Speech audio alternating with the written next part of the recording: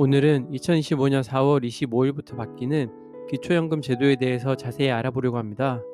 많은 어르신들이 받고 계신 기초연금, 앞으로 어떻게 바뀌는지 꼭 확인하셔야 합니다.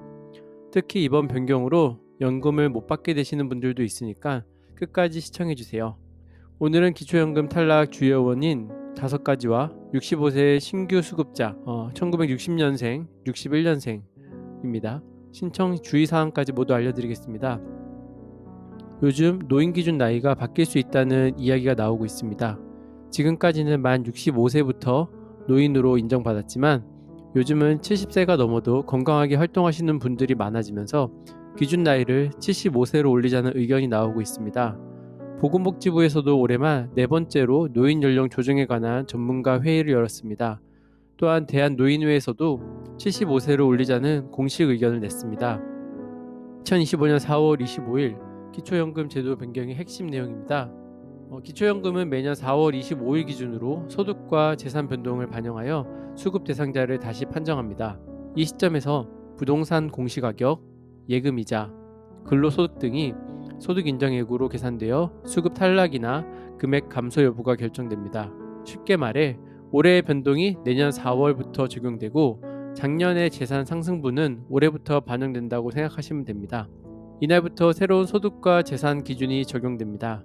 어떤 항목들이 바뀌는지 하나씩 살펴보겠습니다. 많은 어르신들이 그동안 매달 기초연금을 받아오셨는데요. 갑자기 지급이 중단되거나 금액이 줄어드는 사례가 생기고 있습니다. 어떤 이유로 이런 일이 생기는지 5가지 주요 원인을 자세하게 알아보겠습니다. 고금리 예금, 이자 소득 증가입니다.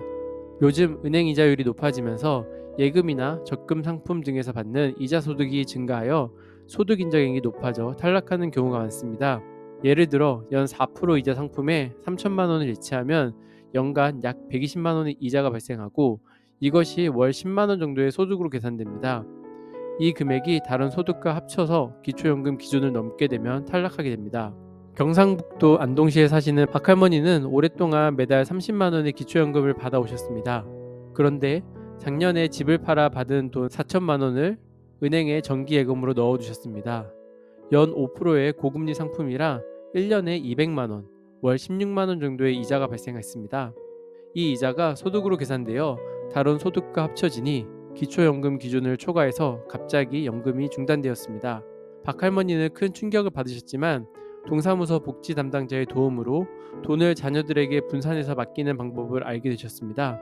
그 후 다시 소득 인정액을 낮춰 기초연금을 받을 수 있게 되었습니다. 예금이자는 총액이 아닌 월 환산 금액으로 계산됩니다.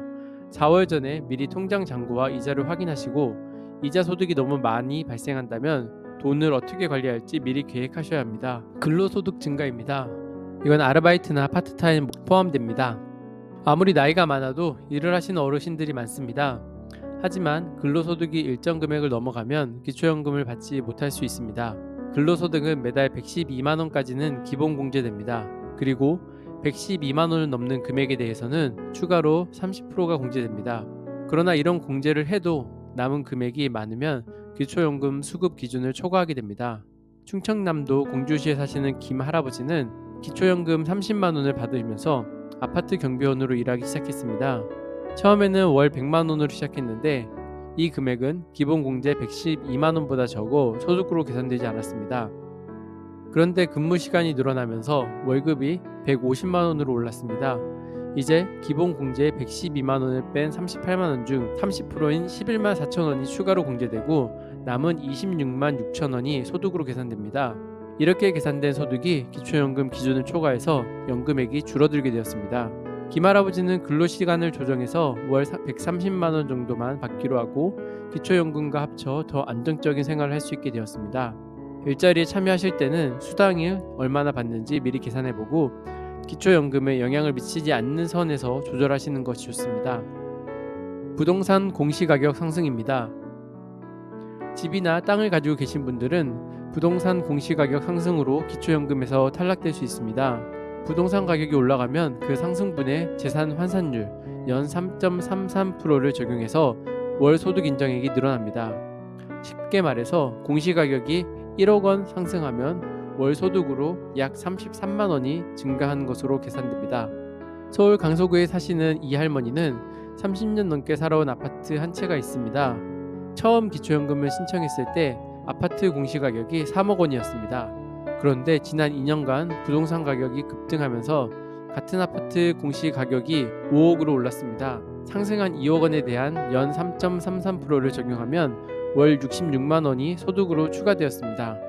이 할머니는 다른 소득이 거의 없었지만 이 부동산 상승분 때문에 기초연금액이 크게 줄었습니다.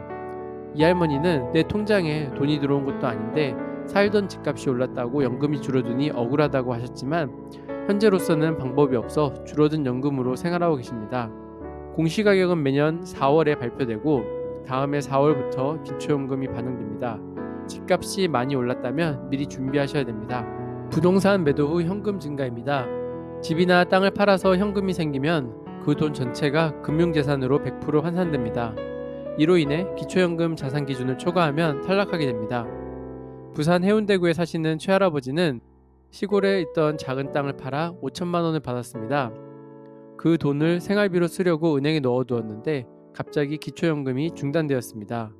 동사무소에 문의해보니 현금 5천만 원이 모두 재산으로 계산되어 기준을 초과했다고 합니다. 최할아버지는 이 돈은 앞으로 몇 년 동안 조금씩 쓸 생활비인데 한꺼번에 재산으로 계산하니 억울하다고 하셨습니다. 복지사의 조언대로 최할아버지는 자녀들 통장으로 일부 돈을 나눠 관리하고 증여 신고를 해서 법적으로도 문제가 없게 처리했습니다. 덕분에 다시 기초연금을 받을 수 있게 되었습니다. 부동산을 팔 계획이 있으시다면 그 돈을 어떻게 관리할지 미리 계획하셔야 됩니다. 특히 3, 4월에는 예금 잔고를 꼼꼼히 점검하셔야 됩니다. 주식, 펀드, 금융자산 금액 증액입니다. 주식이나 펀드에 투자하신 분들도 주의하셔야 합니다. 보유 중인 금융자산 가치가 올라가면 그 금액 전체가 재산으로 계산되어 수급 자격에 영향을 줄 수 있습니다. 인천 부평구에 사시는 정할아버지는 젊었을 때부터 조금씩 주식에 투자해왔습니다. 작년까지는 주식 가치가 1천만 원 정도였는데 갑자기 주식시장이 좋아지면서 보유 주식의 가치가 3천만 원으로 올랐습니다. 4월 말 기준으로 주식 가치가 평가되어 정할아버지의 재산이 크게 늘어난 것으로 계산되었습니다. 결국 기초연금이 감액되어 매달 10만 원만 받게 되었습니다.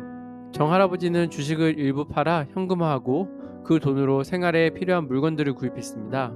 냉장고와 세탁기를 새로 바꾸고 오래된 가구도 교체했습니다. 이렇게 해서 금융자산을 줄이고 다시 기초연금을 더 받을 수 있게 되었습니다. 금융자산은 연간 평균 잔액이 아닌 4월 말 시점의 잔액이 기준입니다. 주식이나 펀드, 투자 금액이 많다면 4월 전에 일부 현금화하는 것도 고려해 보시는 게 좋습니다. 기초연금 대상자입니다. 그럼 기초연금은 누가 받을 수 있을까요? 만 65세 이상 어르신들 중에서는 소득과 재산이 일정 기준 이하인 분들이 받을 수 있습니다. 2024년 기준으로 소득 인정액이 단독 가구는 월 210만 원 이하, 부부 가구는 월 336만 원 이하인 경우에만 신청할 수 있습니다. 서울 마포구에 사시는 박할아버지는 퇴직 후 별다른 소득이 없고 살고 계신 집 외에는 재산이 없습니다. 공시가격 3억 원인 아파트에 살고 계시는데 이를 계산했을 때 소득 인정액이 기준 이하로 나와 기초연금을 받을 수 있게 되었습니다. 기초연금 금액입니다. 기초연금은 얼마나 받을 수 있을까요? 2024년 기준으로 기초연금 최대 금액은 한 달에 33만 원입니다. 하지만 소득과 재산에 따라 금액이 달라질 수 있습니다. 부부가 모두 받는 경우에는 각각 최대 26만 4천 원씩 받을 수 있습니다. 강원도 춘천시에 사시는 이 할머니는 소득 인정액이 낮아 매달 33만 원의 기초연금을 받고 계십니다. 이 돈으로 매달 약값과 생활비를 해결하고 계시다고 합니다. 65세 신규 수급자 주의사항입니다. 2025년 기준으로 1960년생은 올해 만 65세, 1961년생은 내년부터 수급 대상이 됩니다. 신규 수급자분들께는 꼭 말씀드리고 싶은 중요한 점이 있습니다. 바로 생일이 되기 한 달 전부터 신청이 가능하다는 것입니다. 만약 늦게 신청하면 소급 지급이 불가능하고 신청한 달부터만 지급받을 수 있습니다. 예를 들어 생일이 6월이라면 5월 1일부터 신청이 가능합니다. 생일이 지나고 신청하시면 그만큼 손해를 보시게 됩니다. 꼭 달력에 표시해두면 좋습니다. 전라남도 순천시에 사시는 최할아버지는 올해 6월에 65세가 되는데 이 사실을 모르고 7월에 신청하셨습니다. 한 달치 연금을 받지 못하는 안타까운 일이 있었습니다. 여러분들도 생일 한 달 전부터 신청하시면 손해보는 일은 없을 것 같습니다. 기초연금 신청 방법입니다. 가장 쉬운 방법은 동주민센터를 방문하시는 것입니다. 신분증만 가지고 가시면 담당 공무원이 친절하게 도와줍니다. 또는 국민연금공단 지사를 방문하셔도 됩니다. 요즘은 복지로 홈페이지나 모바일 앱으로도 신청할 수 있습니다. 자녀분들이 도와주실 수 있다면 온라인으로 신청하는 것도 좋은 방법입니다. 최할아버지는 몸이 불편해 직접 방문하기 어려워 복지로 앱을 통해 손자의 도움을 받아 신청했습니다. 복지로 앱을 이용하니 집에서 편하게 신청할 수 있어 좋았다고 하십니다. 기초연금 주의사항입니다. 기초연금을 받으실 때 주의하실 점도 있습니다. 첫째, 소득이나 재산이 변동되면 반드시 신고해야 합니다. 통장에 큰 돈이 입금되거나 부동산을 사고 팔았거나 일을 시작해서 소득이 생겼다면 꼭 알려주셔야 합니다. 둘째, 주소가 바뀌면 새로운 주소지 관할 주민센터에 알려주셔야 합니다. 셋째, 매년 소득과 재산을 확인하는 확인조사가 있습니다. 이때 필요한 서류를 제출하지 않으면 연금이 중단될 수 있으니까 주의하셔야 됩니다.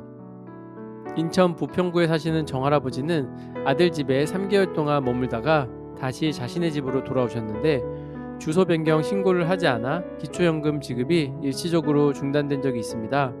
다행히 주민센터를 방문해 상황을 설명하고 다시 받게 되었지만 한 달 동안 연금을 못 받아 경제적으로 어려움을 겪으셨다고 합니다.